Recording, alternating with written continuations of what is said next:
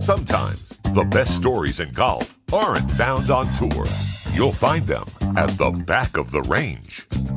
And here's your host, Ben Adelberg. Happy New Year, and welcome to the first episode of the Back of the Range Golf Podcast. I am your host, Ben Adelberg. That voice you just heard, you're going to hear him often around here. That is Mitch Phillips. Check him out at mpvoice.com. He does voiceover work for HBO and the NHL, and he's a good friend of the show, and clearly the most professional thing we have going on right now. Before we get to our first guest, if you have not already done so, take a couple minutes and listen to the preview episode that we posted a couple weeks ago. It'll tell you what you can expect from this podcast, how this whole thing came to be, and a little bit about myself. So to help you find it, go check out Apple Podcasts, Overcast, Stitcher, Google Play. It's everywhere. And if that doesn't help you, go to our website at thebackoftherange.com. We are also on Instagram at The Back of the Range. And we're getting started on Twitter and Facebook also. And if you want to send me an email, feel free to do so at ben@thebackoftherange.com. All right, enough of that. This week's guest is Steve Anderson from Hobe Sound, Florida. I really couldn't think of a better opening guest for the podcast. His list of achievements are incredible, but the stories that he shared during the recording were even better. He's a former All-American at The Ohio State University. He's a former Ohio State Amateur and Pub Links champion. He's a multiple champion in the Palm Beach County Golf Association and the Florida State Golf Association. Two-time State Player of the Year. He's made multiple USGA appearances. I think you're getting the idea. It's been quite a few months of preparation for me to get to this point. I appreciate everyone that's helped me and provided me feedback along the way. So without any more sappy nonsense, I'm thrilled to welcome the first guest to the show. Steve, you're at the back of the range. Hey, Ben, how are you doing? I'm doing great. Just early in the morning over here in South Florida, just a few days before the new year. I really appreciate the time, and I believe you're heading out pretty soon to go camping. Is that correct? Oh, we're leaving in an hour or so to go camping for a few days out near Okeechobee. So everybody else is still sleeping, so it was a good time to do this here before the new year, and I'm looking forward to answering some questions. Wow, you sold that one pretty well. Good. So we're definitely going to hit on your golf achievements, but I just have a random question for you here. I know you're big into hunting and camping and fishing. Do you find yourself turning down those activities to play more golf, or do you find yourself turning down golf more now to go fishing or camping or hunting? Well, to be honest with you, I found myself in the past year turning down more golf to go to kids' sporting events, soccer and softball. So, and probably more fishing to go to soccer and softball. And my kids are at an age, my son's 11, my daughter's 14. So that's become more important. And to be honest with you, being an amateur that's 47, 48 years old, you're kind of in no man's land between getting your butt whipped by the younger guys and not old enough to play with the senior guys. So it's kind of easy to turn down some of these golf invitations, to be honest with you. Okay. All right. So it's a lot. So basically it's easy to have less ambition right now. Well, whoever came up with this 55 for senior amateurs and 50 for pros, it's not helping. If it was 50, it'd be a lot easier to be more excited. But, somebody came up with this mid-senior category a few years ago, which is 40 and over, which is fine, but there's not many of those events. So yeah, I'm just trying to keep the game in some type of shape until I can compete with the old guys. Well, I'm sure we're going to have plenty of stuff to talk about when you do hit the senior ranks, but let's kind of dial it back a little bit and focus on your start in the game and specifically the experiences you had as a junior player. I was always a baseball player, to be honest with you. I grew up in a small town in Ohio, and we weren't a member of a private club, and golf wasn't really the thing to do. It was baseball and basketball, and to some extent some pee wee football. But my dad always coached the baseball team, and I was very active in that. But one time we were on vacation in Myrtle Beach, played golf.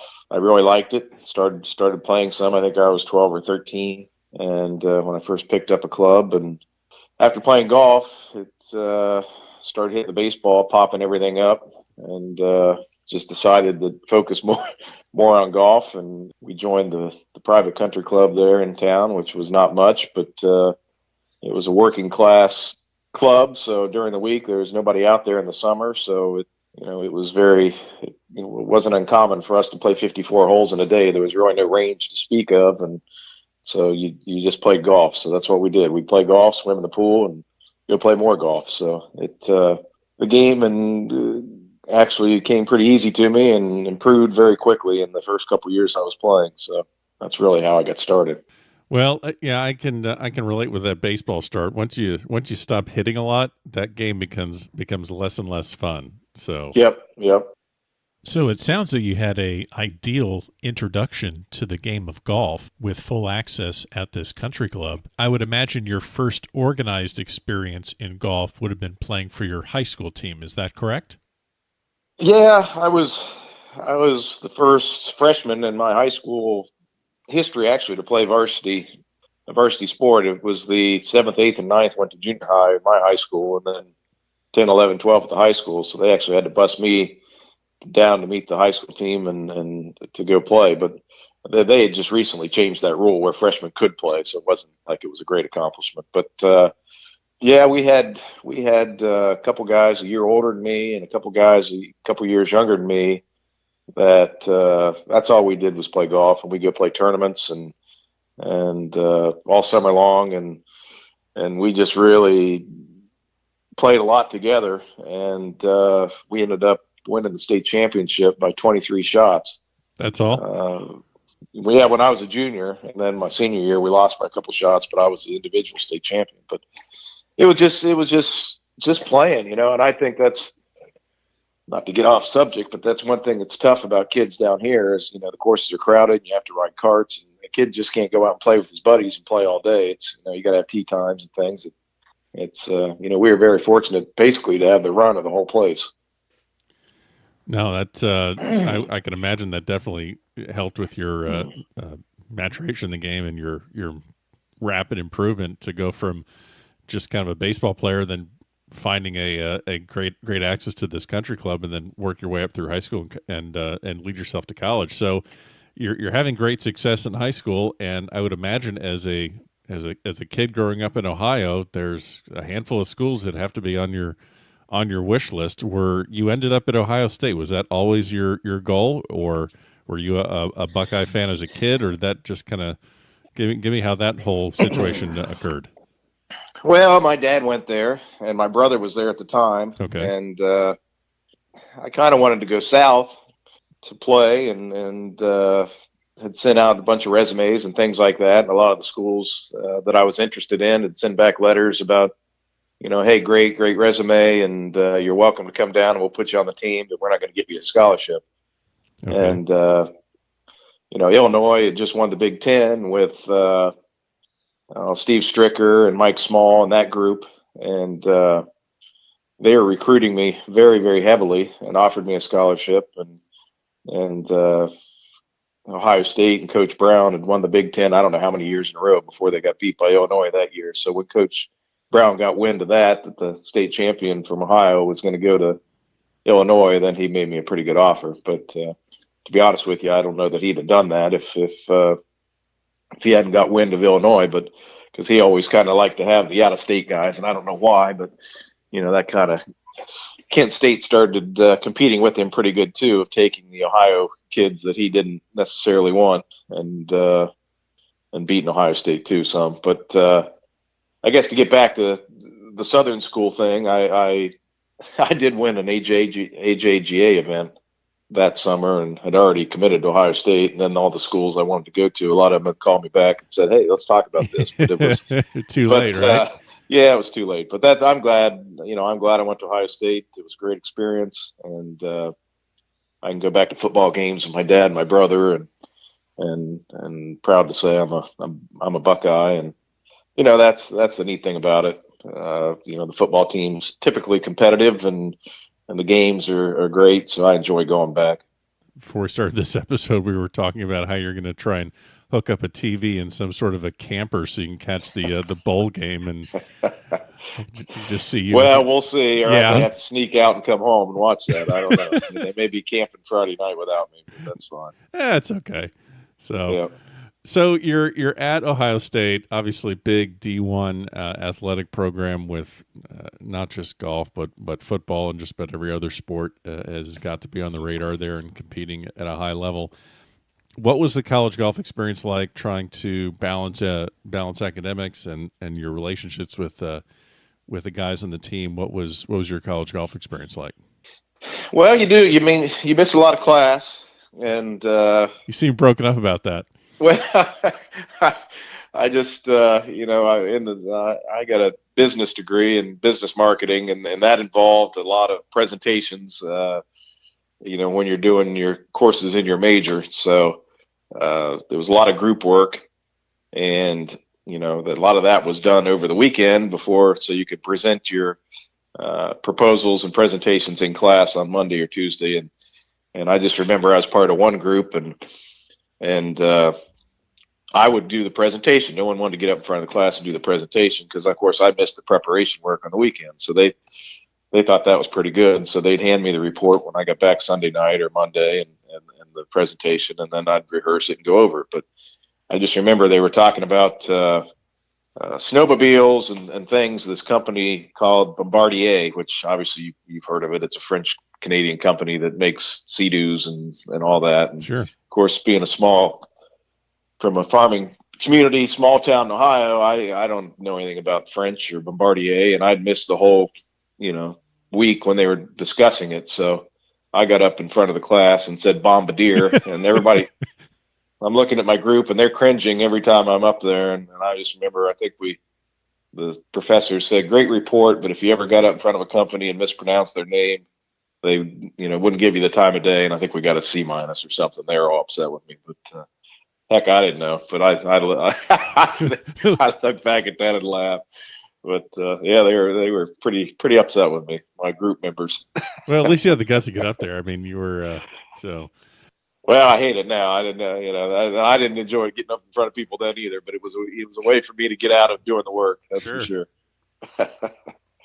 So tell me about the guys on the team. Strong team. We had a great team. We had Ted Treba, of course, was there when I got there. He was a senior. He's I know he won at least one PGA Tour event. Was out on tour for a long time. Yep. And Craig Kanata, who won the Nationwide Tour Championship, was out there on tour a little bit. Actually, didn't play a whole lot for us in college, but went on to be a pretty good player. Gary Nicholas was on the team, and of course he went on to play the tour for a while, and guy named Steve Runge, who's on the Nationwide Tour for quite some time. Chris Rule, who played the Nationwide Tour, myself. Looking back at it, we were ranked 12th to 15th, I think, in the nation, which probably for the team we had, we were probably underachieving a little bit, but we had a lot of good players. So obviously you have a very talented team at Ohio State. Being a member of a nationally ranked college team would provide you, I would assume, with a lot of opportunities to play some of the upper echelon invitationals around the country. Any particular event that still sticks in your memory? Yeah, I was fortunate in 1990. I won the Ohio Amateur, so that gets you into a lot of stuff and a lot of tournament invites. And one of the tournaments where they invite, I think, all the state amateur champions and other prestigious amateur tournament winners is the Sonny Hanna tournament in Pennsylvania. So I went and played in that, and if you look back at who played in that, it's kind of a who's list of who goes on to have success on tour and things like that. But I think it was 1991. I was playing real well. In the final round, I got paired with Tiger Woods. So he was a senior in high school. So that was neat. But he was, a skinny kid. He actually could hit it a long way. And obviously, he was already well known. But I did go on to finish second. I think I nipped him by a couple shots. But Alan Doyle, or not Alan Doyle. Was it Alan Doyle? I think it was Alan Doyle. We talked Alan about this. Doyle. Yeah, we talked about this previously. Yeah, yep.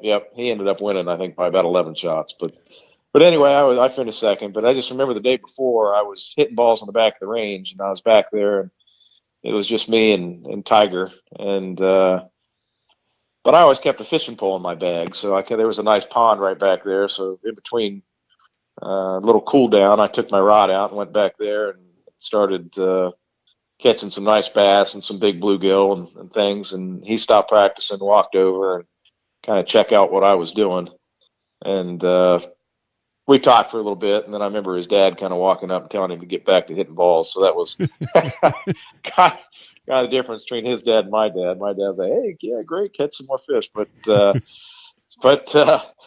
he was nice, and we had a nice time. And I can say I played a competitive round of golf with Tiger Woods, so that was good. Yep, and it sounds like you caught more fish than him too. So yeah, oh yeah, still do probably. There you go. Wow, his boat's a little bit bigger than yours, though, Steve. Yeah, I know. That's I got a new one coming though. Should be here in about a month. Oh, okay. All right. Yeah, we'll check back in with you and get all the specs on that one. All right. So having the success that you did at Ohio State, was it pretty much a given that you were going to give it a go as a professional, or was that something that you thought about often while you're in school? Well, I guess you don't think that too much about it, but I guess it's kind of implied that a good player at Ohio State's going to try and give it a go after college.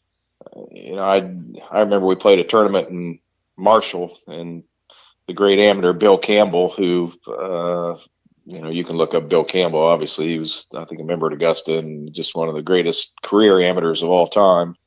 He got up and gave this speech, and he started out his speech. He said, I know a lot of you are going to turn pro after college, and I'm here to tell you you're not good enough and it'd be the worst mistake of your life. Oh, wow. Okay. And we all kind of looked at each other, and he talked about how great a career you could have as a career amateur, and how it would take you places in life and get started in a career in amateur golf. And looking back on that, it's probably right. And I guess maybe that's one of the cruel things about golf is everybody, to find out, you got to give it a shot. And after college, and you don't peak until, around 30. So it's not like there's a team that's drafting you or not drafting you. And, you got to make that decision yourself, whether Sure. you're going to put in the time and the effort.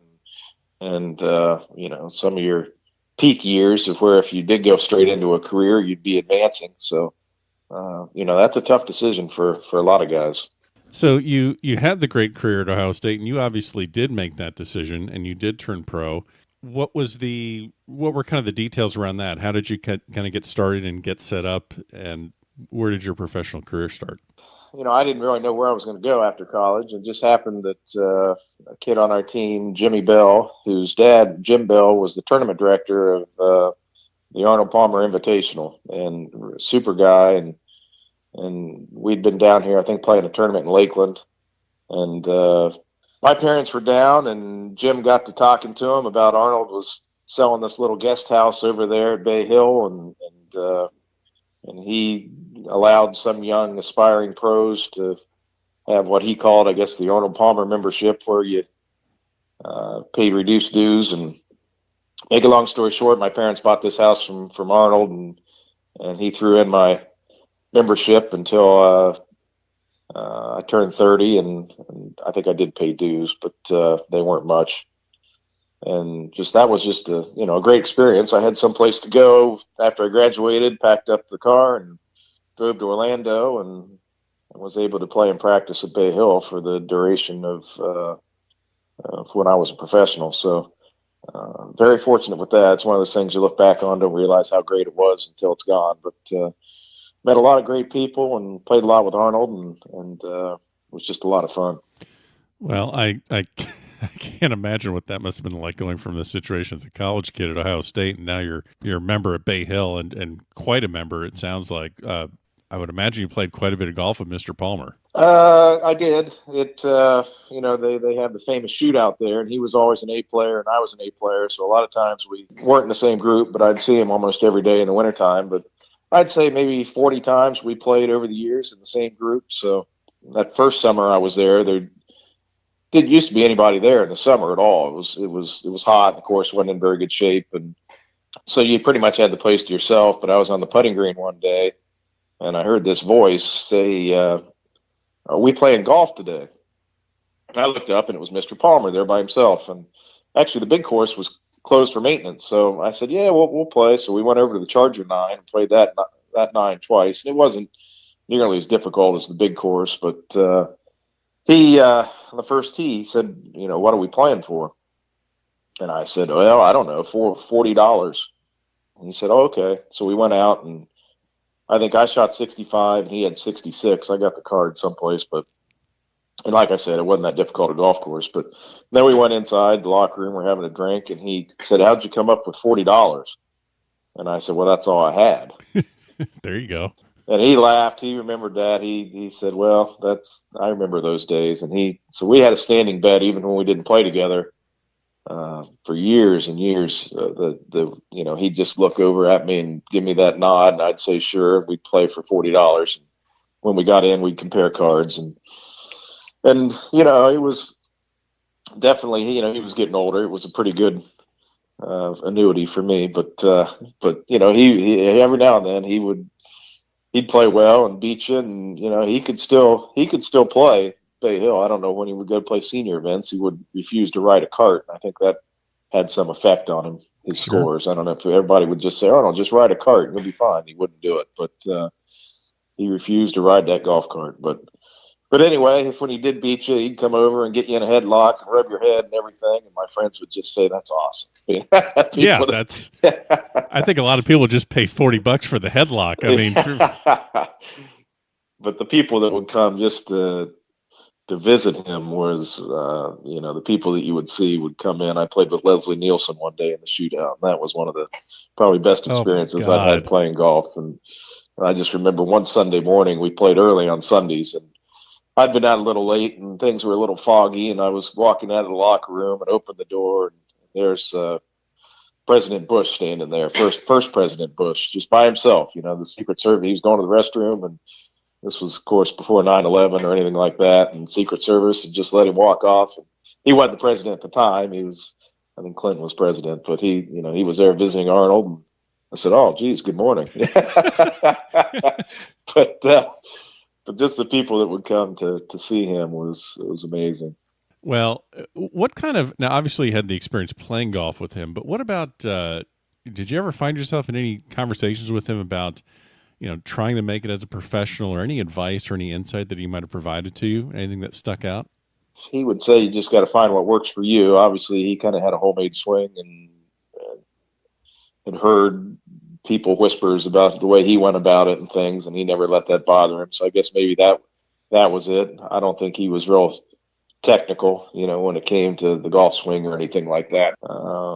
He just was a competitor. He just loved golf. I think that's kind of when he started having the struggles with health and things, is when he couldn't play golf anymore. I mean, I tell people all the time, I bet he's played probably 5 times the rounds of golf in his life that Jack Nicklaus played, just because Jack was a competitor and loved the competition, but did other things. And Arnold just, played golf every day, almost all year long. So that's just the difference. But, well, you mentioned Mr. Nicklaus. Now you played with Gary at Ohio State. So this is kind of an interesting connections you have. You're basically a member at Bay Hill playing golf with Mr. Palmer, and I would imagine through your friendship with Gary Nicklaus, you have some sort of a relationship, or have seen or played some golf with Mr. Nicklaus. So can you tell me any good stories about playing golf with him? Yeah, I mean, it's I played with him a handful of times. Like I said, he didn't, he would, I guess back when we were on the Golden Bear Tour, he came, played some practice rounds with us. I just remember playing up at Ballantrae, which is now called something else, St. Lucia Club or something up there, and Jack had just designed it. We were going to play a Golden Bear event up there, and heck, he had to be in his 50s when we went up there, and I just remember him shooting 29 on the front 9. And of course, I was me and Gary and Steve Runge from the High State team, and we're thinking we're pretty good, and here's this guy, he hadn't played a whole lot, comes out and lays a 29 on us on the front nine. But I remember we stopped for lunch for about an hour, and then he didn't play well in the back. But I kept thinking, why'd we do that? Yeah. Why'd we stop for lunch? But I mean, he can really play, and that's, I mean, he could really play then. Obviously, he could play, but he wasn't a gambler, or isn't a gambler. For $2, he'll try and beat your brains out. And that's the thing about Arnold. Somebody can come in and a pro and play Arnold, for $200, and he was out there laughing and joking and everything, and not even really paying attention to who's winning. And that was just the difference. Jack is a competitor. It doesn't matter what it is, and he'll tell you that. He plays tennis still to this day with guys, and it's a serious tennis game. It's just not out there for giggles. He's anything he does, he wants to win. So I guess that's the difference. Sure. So you mentioned the Golden Bear Tour. So that was pretty much the mini tours that you were working on after you got out of Ohio State. Did you have success on the mini tours and then just didn't think that the tour life was for you, or? I gave it probably 10 years. I had success on the mini tours.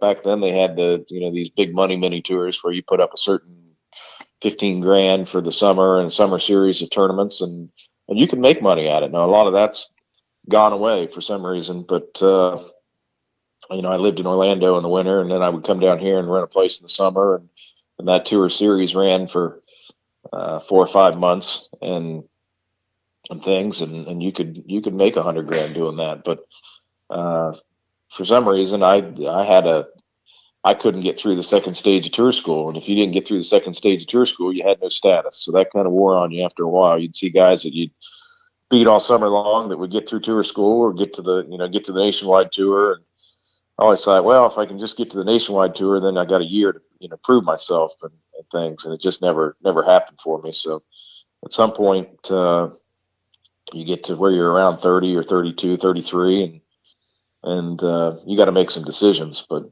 there's some people that have pursued it on past that. There's still some guys that are my age that have never have been off and on the nationwide tour, many tours, have never made it, and they're still trying. So it's just something I just decided it was time. I was having some back problems and things like that, but for some reason that second stage of tour school got to be whether it was a mental thing or what, but I just never had the status on the PGA Tour nationwide tour. Well, it sounds like the Golden Bear Tour was just a hotbed of talent in those days. So who were some of the guys that played on that tour and then kind of moved on maybe a little bit further? Brett Wetterick stayed with it for a long time, got out there. Unfortunately, he got injured. Yep. Who knows what he would have gone on to do, but Briney Baird came off of that tour and went out there and was very successful, and Ken Duke stuck with it. You see, he won recently, and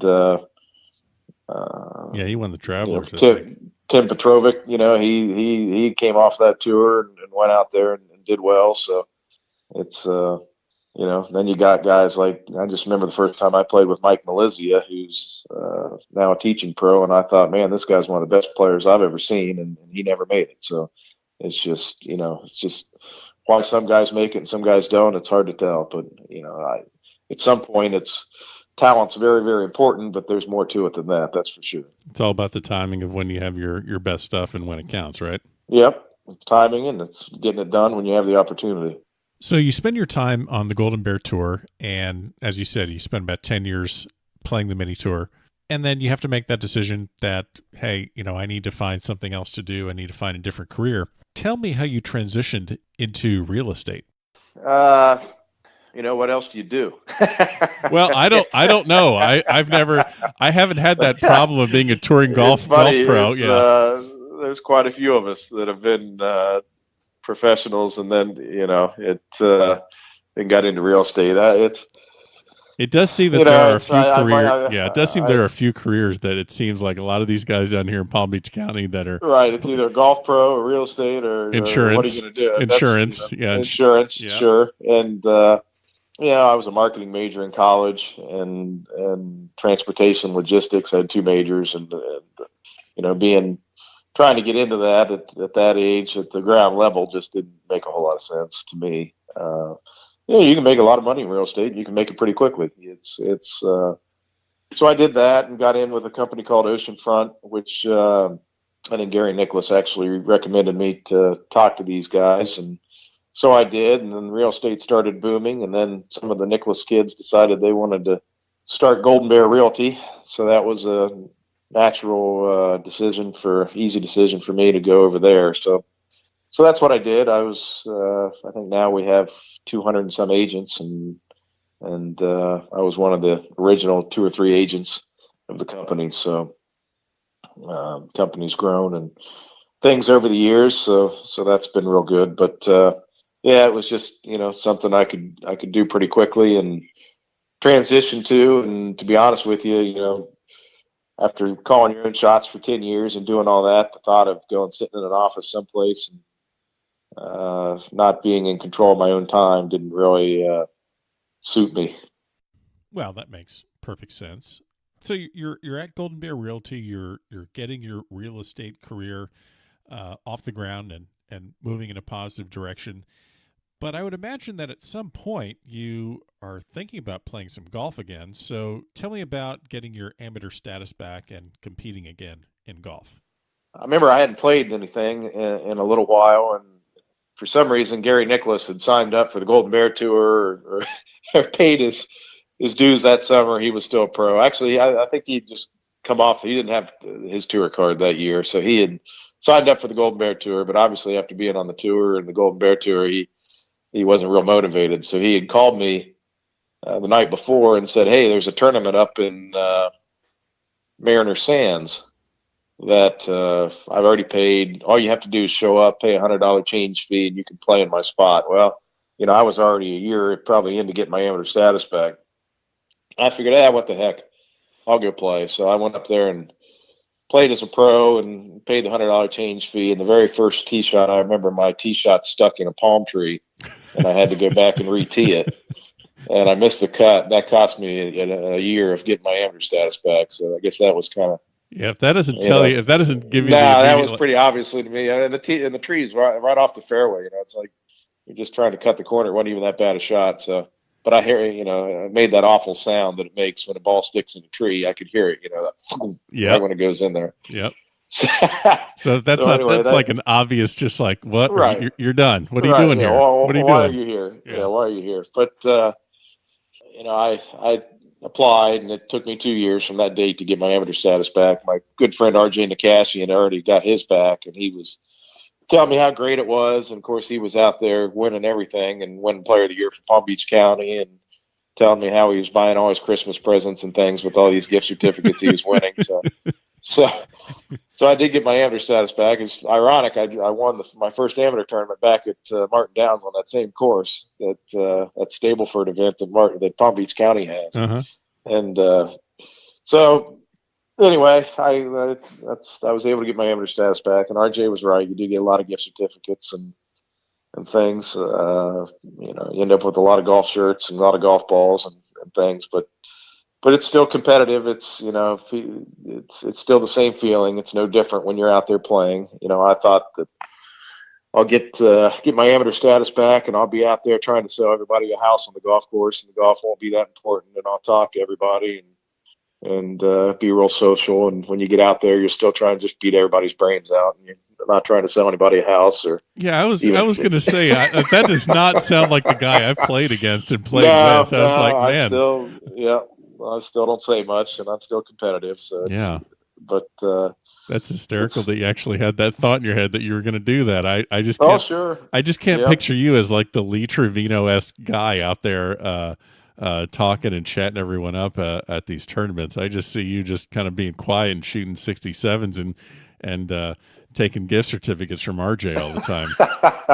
Well, RJ and I have had some pretty good battles, that's for sure. But I guess the point is, it's still golf. You see people that get their amateur status back. These guys go one of two ways. They get their amateur status back and they think they're going to play in everything, And it's, some people, it's not for them, that have been pros. They disappear. You see it all the time. The guy play a bunch for a while, and then all of a sudden he's gone, and you just never see him again. But and then some people like RJ and myself just enjoy it and stick with it. So it's I enjoy the people, I enjoy the competition, but I'm not out there trying to sell anybody a house. That's for sure. Well, I don't have enough time to list all of your amateur achievements, but let's just say you've won in the Palm Beach County Golf Association, and just briefly as far as state stuff, 2010 and 11 state amateur player of the year. You were the 2010 Palm Beach County player of the year, and then mid amateur 4-ball wins and mid senior wins and amateur match play wins, and a lot of that, and then state mid am wins. So there's just tons and tons of victories there. And then a lot of it's also you've partnered up with a lot of the big names around the state, whether it's RJ Nikashian or it's Rick Wolf or John Veneziano. So yeah, I knew John, and I knew RJ from professional golf, and then met Rick. We had some good matches in the mid am there years ago, and obviously Rick's a tremendous player, and so are RJ and John. So I've been fortunate there. Did play some events with Gary when he first got his amateur status back, but he's funny to play with because he might the night before say, let's not play, let's go fishing instead, let's go to the Bahamas or something. So, and I think I had a chance to win Palm Beach County Player of the Year one year, and the last event was a 4-ball, and we were going to play, and he did that. Said, hey, let's go to the Bahamas. We had a great time in the Bahamas, but anyway. So Gary and I don't play a whole lot together anymore. Can't really depend on Gary, can you? Nah, because and trust me, I love fishing in the Bahamas. But yeah, I mean, just with the state stuff that I've played with John and things, I love a good road trip, and we laugh and go out and experience the local areas and things too. And he's not a big practicer, and I'm not either. So we go play, and then we go have fun. So it's fun to get out and see the different parts of the state. But RJ and I played a lot of the county things and a lot of state stuff together, and we'll probably get back into that now. I think we'll have a when he turns 55, and I'm not quite there, we'll have a couple opportunities to play some junior senior stuff. If he'll have me, he might be looking for a younger partner, but but the county's great. It's right here, and they're nice enough to let Martin County people play in the Palm Beach County Golf Association. They have quite a few tournaments up here. Sure. And you're always sleeping in your own bed, and the competition is not much below what the state is. There's a lot of the good players that play in the Palm Beach County, and there's a lot of good players that play in Palm Beach County and don't play in the state stuff for some reason. So, well, you're kind of leading me to another question that I have for you. So you obviously have had great success in Palm Beach County, great success at the state level, and you've played some USGA stuff. I know you've qualified and played in some US mid-ams and some other USGA. Do you still like playing that because of the there's a lot of travel involved with that? Do you like the USGA events, or would you rather stay local? Oh, I love the USGA events. I mean, heck, they treat you great. There's nothing like a USGA event. It just, that was one of my regrets when I was playing amateur golf before I turned professional is I never qualified for the US Amateur, and it got to be a mental thing there too. And it was late in the season qualifier, and I've always kind of played my best golf in the beginning of the summer and spring and things like that. But when I got my amateur status back, I qualified for the first U.S. Amateur that I attempted to qualify for. It was at Pinehurst, and I just remember going up there, and I didn't play poorly. I didn't make match play, but I just remember Ricky Fowler was there and watching him hit the ball and chip the ball, and these guys pitched the ball off the bare lies. And I just thought, well, I went and played in the U.S. Amateur, and you know what? That's good enough for me. And I never tried to qualify again. So it was one and done. So I started trying to qualify for the mid amateur. I think I played in 3 mid amateurs, and that's super. I made match play every time, and they just treat you well. And then they came out with the US 4-ball to replace the pub links. and RJ Nakashian and I qualified for the first U.S. floorball they had at Olympic Club out in San Francisco, and we made match play and got beat in the first round by the eventual champions. So, the USGA events are fantastic. It's just, the U.S. Amateur to compete in that, it's a whole different level of play there with those college kids in the USAM. So this is a little bit of a delicate question, but I'm going to go ahead and ask it. You are a reinstated amateur, and I believe the statistic from this past year's U.S. Mid-Am had the field at about 30 or 40% were former professionals. So there's a lot of guys that are playing these Mid-Am events that were former professionals going against guys that have never been a pro. I think a lot of the challenge in getting people to play tournaments and not just play around their country club is to give them a feeling that they can be competitive with everyone in the field. So how does a Palm Beach County or an FSGA grow the game for the guys that are shooting in the, mid to higher 70s when they have to kind of compete against guys that were, maybe not lifelong amateurs? Yeah, I don't know. I see the point, to be honest with you. Actually, I think it was higher this year in the Mid-Am. I saw the same stat you saw, and it's been that way. And typically the winner is a reinstated amateur. But I don't know what the answer is there unless they go to, have tournaments just for strictly people that were never a professional. Some of these guys that were on tour and get their amateur status back, I don't know obviously mentally they should be sharper, competitive wise, they should have an edge. But do you not want them to be able to play for the rest of their lives in anything? I understand where you're coming from. You got some people that have been reinstated 2-3 times. But I think it's 2 years now. I think it's 5 years the second time, and then they shouldn't be able to be reinstated the third time, I don't think. But I don't know what the answer is to that. I agree with you that maybe for someone that's never been a professional, and if that's the rule, then it may encourage some people to think twice about turning pro. So right. There's definitely kids turning pro out of college. You've got no business turning pro. There's a handful of kids that make it every year, and typically those are the kids that were pretty much, they knew that they were gonna be successful at it. Now, are there kids that work hard and have some success later in life when they're in their 30s and things like that, just from working hard, that weren't good in college? Of course there are, but there's probably just way too many people turning pro after college, that's for sure. Well, I don't really know the answer to it either. I just think it's a fascinating discussion. You don't want to tell people that, well, if you turn pro, you're not allowed to play in an amateur golf tournament ever again. It's difficult discussion, and I'm not really sure the answer. I guess you want to make sure that the guys that are breaking 80 feel like they have a tournament to play in, because it's not easy to break 80. Right. So, but you also don't want them to feel that they're in a situation where they can, they're a 76, 75 shooter, but they have no chance in an amateur tournament. Yeah, but you got some guys that just love to compete and love to measure themselves over some of the best players. And you've seen it. There's guys in Palm Beach County that show up that have been showing up for ever since I've had my amateur status back and have never won. So Sure. They just like being part of it and like to compete. So, and I do have a good friend that quit playing who was a pretty good player who says, I can't beat you guys, so I'm not going to play. So there you go. So yeah. It's there's two sides to it. And now, time for a quick bucket. Well, Steve, you've been great. We really appreciate the time. Just going to get you out of here on a segment that we have here at the back of the range called the Quick Bucket. These are just a couple random questions that we'll ask. Actually, this one, you might have a little bit of a conflict of interest here, but we're going to go ahead and ask it anyway.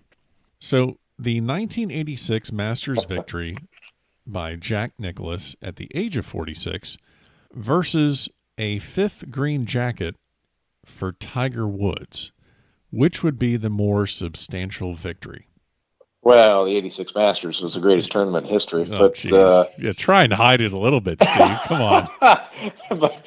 So Tiger's got 4. Is that what you're telling Tiger me? has 4. So if Tiger wins a 5th, Arnold's got 4, right? Arnold has 4. Yeah. Oh, Well, that's right. So this is a really complex question. We got if Tiger gets his 5, he beats Arnold.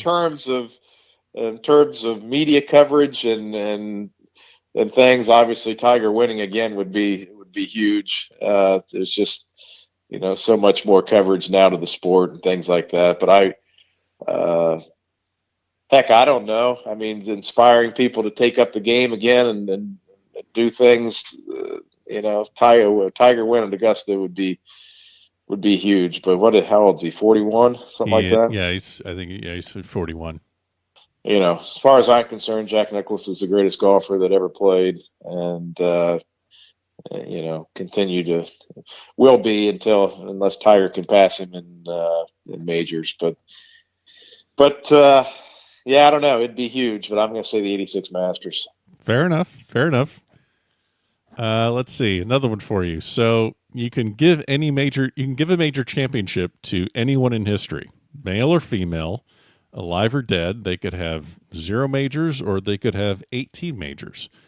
Who would you give a major championship to? And you can't give one to RJ because he just take all the money and spend it on gift certificates for people. So, you know what? Maybe Scott Hoke. Wow, really? Well, Scott was a member. Scott was an interesting fella. A lot of people would probably disagree with that, but yeah, he was at Bay Hill when I was there. And you got to give me a Hoke story if you got to get Scott Hoke's story. Oh, I just remember we were sitting around having lunch one day, and there was a mini tour player there, and Scott was asking people what they'd been up to, and this mini tour player, he was a pretty good player, but he said he was going to Monday qualify for a PGA Tour event. I just remember Scott Hoke looking at him and saying, "Why in the world would you do that? You got no chance." Oh my God. But he's